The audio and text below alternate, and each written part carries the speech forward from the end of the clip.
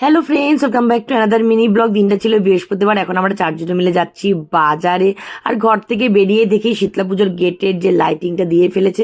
তবে আজকে কোনো শপিং করতে যাচ্ছি না, আজকে যাচ্ছি জাস্ট এমনি বাজারে খাওয়া দাওয়া করবো। এটা কারণ কি বোনরা যেদিন এসেছিল মঙ্গলবারে, সেদিন ছিল মেয়ের প্রোগ্রাম।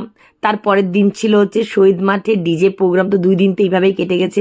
তাই আজকে আমি ওদেরকে নিয়ে এসেছি বাজারে।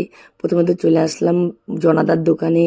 ধোসা নিলাম একটা, সাথে নিলাম 1 প্লেট মোমো। আর মেয়ে ধোসা খেতে খুব ভালোবাসে। আর দেখেছো মেয়েকে যেহেতু ছোট আইসক্রিম দিয়েছি, দুজনকেই সেম আইসক্রিম দিয়েছি।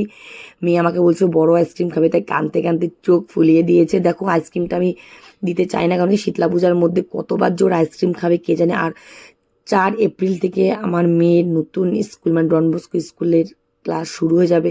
শুরুতেই যদি কোনো প্রবলেম হয়, তাই আমি আর কি অ্যাভয়েড করছিলাম। আর দেখো যেতে যেতে রাস্তার লাইটিংগুলো আমার বোন করেছে। তাহলে চলো আজকে মিনি ব্লগ তোমাদের কেমন লেগেছে অবশ্যই জানাবে। টাটা।